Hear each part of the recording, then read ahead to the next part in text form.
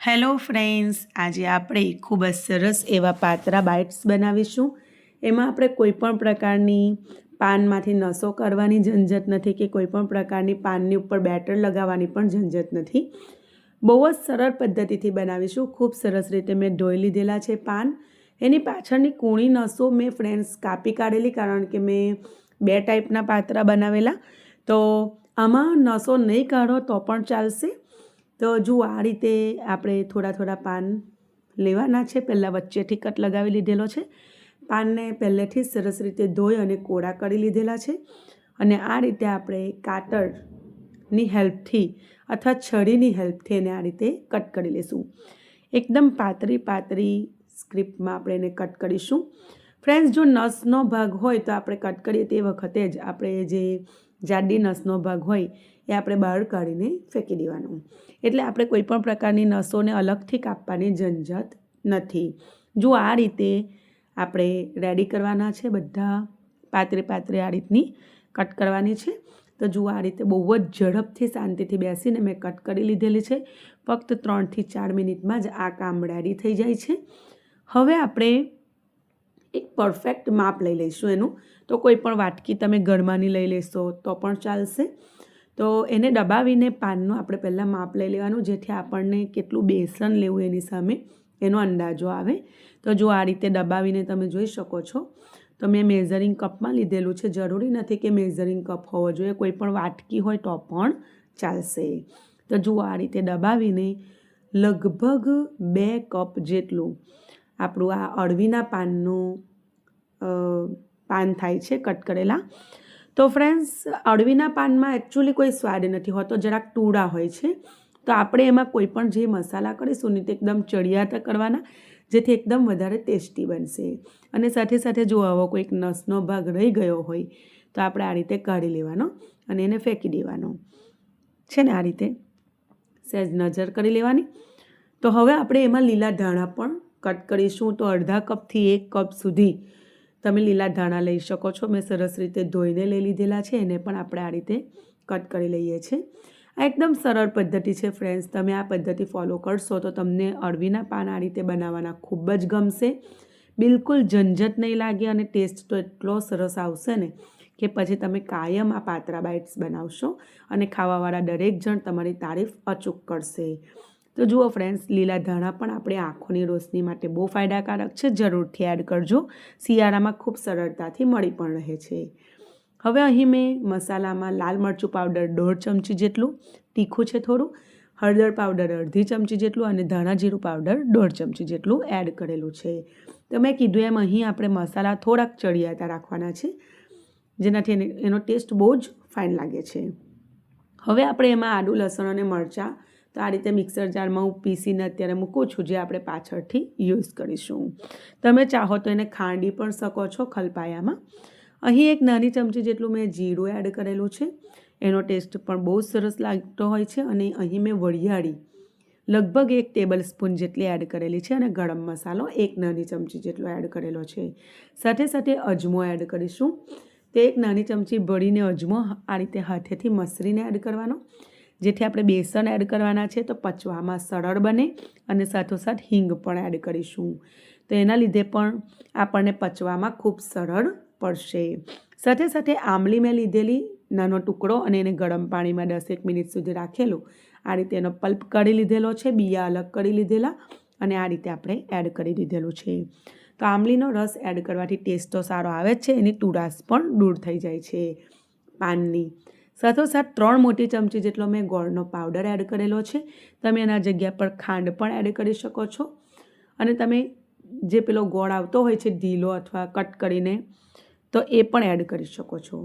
હવે અહીં મેં આદું, લસણ, મરચાંની પેસ્ટ એડ કરી દીધેલી છે. થોડુંક પાણી એડ કરીને હલાવીને એ પણ એડ કરી દીધેલું છે. હવે આપણે 2 કપ જેટલું પાન લીધેલું, એની સામે 1 કપ આખો બેસન, જે રેડીમેડ બેસન આવે છે ને, એ ચાળીને એડ કરેલું છે. તો જે ઝીણું બેસન આવે છે એ મેં એડ કરેલું છે. તો પહેલાં આપણે 1 કપ એડ કર્યો છે. હવે બિલકુલ આપણે પાણી હમણાં એડ નથી કરવાનું. અને આ રીતે આપણે હાથેથી સરસ મિક્સ કરતા જવાનું, જેથી નેચરલી પાણી છૂટું પડશે. તો ફ્રેન્ડ્સ જુઓ, તમે જોઈ શકો છો, હું તમને બતાવું છું, ધીરે ધીરે બધા જ પાન બાઇન્ડિંગમાં આવી જશે બેસન સાથે.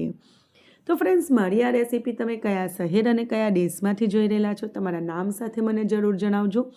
તમને મારી રેસીપી થોડી પણ પસંદ આવતી હોય તો પ્લીઝ જરૂરથી લાઇક કરજો, ચેનલને સબસ્ક્રાઈબ કરજો. હવે ફ્રેન્ડ્સ, મેં બીજું 1/4 કપ જેટલું બેસન એડ કરેલું છે, મને જરૂર લાગી. તો હવે હું મીઠું નાખવાનું ભૂલી ગઈ હતી ફ્રેન્ડ્સ. એ તો જોવા જાય તો ભોજનમાં સૌથી ઇમ્પોર્ટન્ટ ઇન્ગ્રીડિયન્ટ છે.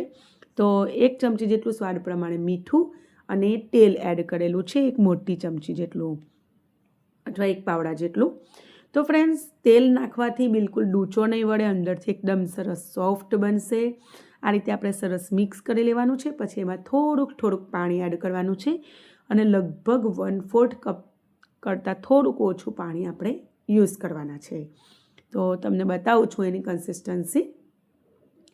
તો ફ્રેન્ડ્સ, કોઈ પણ વિડીયો આપણે બનાવતા હોઈએ ને તો એમાં ઘણી એવી મહેનત લાગતી હોય છે અને તમારા માટે ખૂબ સરળ પદ્ધતિથી ઘરમાં રહેલા ઇન્ગ્રીડિયન્ટ્સથી નવી રેસીપી કઈ રીતે બનાવી શકાય એવી હું ટ્રાય કરતી હોઉં છું. તો ફ્રેન્ડ્સ, પ્લીઝ જરૂર સપોર્ટ કરજો. વિડીયો થોડું પણ ગમતું હોય તો લાઇક જરૂરથી કરજો ફ્રેન્ડ્સ. તો જુઓ, આ રીતે આપણે થોડુંક પાણી એડ કરતા જઈ અને આપણે બેટર તૈયાર કરીશું. બેટર બિલકુલ પાતળું પણ ના હોવું જોઈએ અને બહુ વધારે જાડું પણ ના હોવું જોઈએ.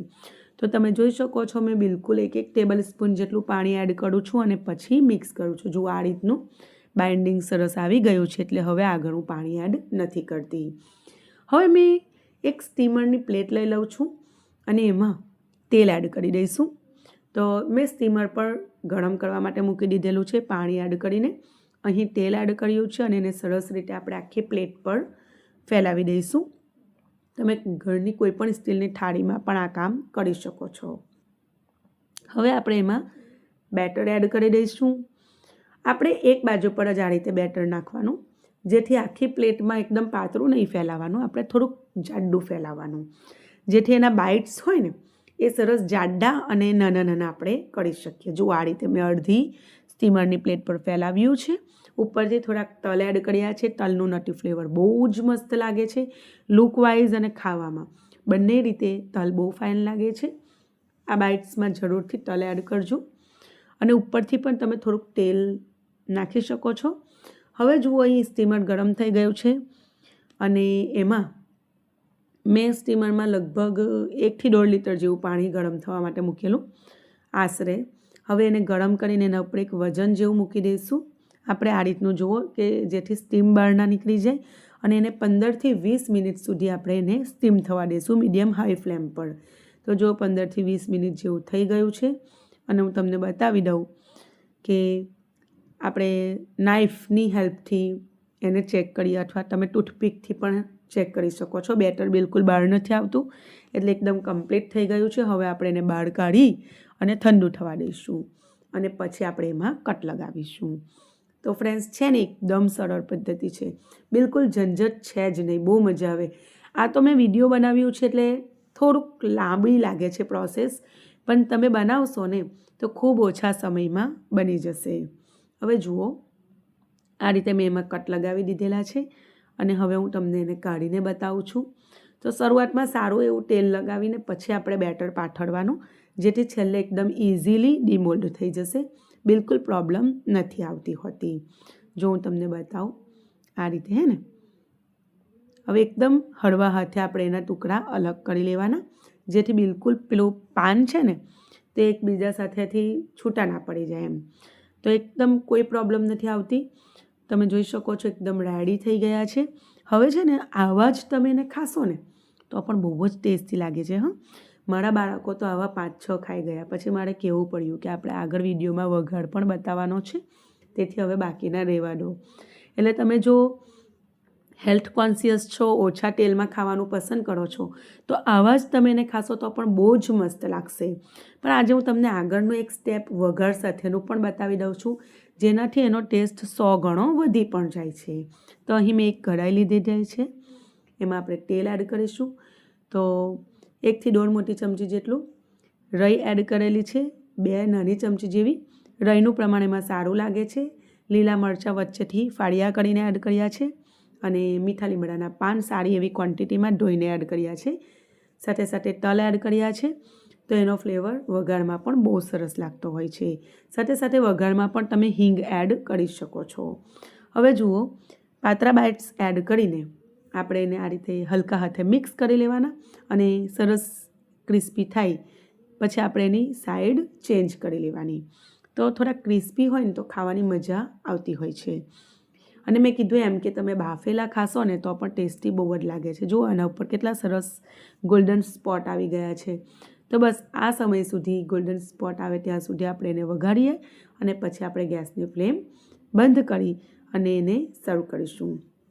ઉપરથી ફ્રેન્ડ્સ મેં થોડાક લીલા ધાણા ધોઈ અને કાપીને એડ કરેલા છે. તો એ ઓપ્શનલ છે, પણ લીલા ધાણા આપણે આંખોની રોશની માટે બહુ જ ફાયદાકારક છે. વિટામિન એથી ભરપૂર છે અને અગેન શિયાળામાં એ બહુ જ સરળતાથી વધારે ક્વોન્ટિટીમાં સસ્તા ભાવમાં મળે છે. તો જુઓ આ રીતે રેડી થઈ ગયો છે આપણા વઘાર સાથેના પાત્રા. તો આપણે એને સર્વ કરીશું. તમે એને ગ્રીન ચટણી સાથે, કેચઅપ સાથે તમારી પસંદ પ્રમાણે સર્વ કરી શકો અથવા ચા સાથે પણ તમે એને એન્જોય કરી શકો. તો મહેમાનો માટે અથવા ઘરના લોકો માટે અથવા આપણા માટે તમે આ બનાવી અને જરૂરથી ટ્રાય કરજો. રેસીપી ગમે તો લાઈક કરજો, એક સારી એવી કમેન્ટ કરજો. તમારી કમેન્ટ વાંચીને મારામાં એક સરસ એવો ઉત્સાહ આવતો હોય છે. તો ફ્રેન્ડ્સ, ફરી મળીશું એક નવી જબરજસ્ત રેસીપી સાથે. ત્યાં સુધી આવજો. Take care. Bye bye.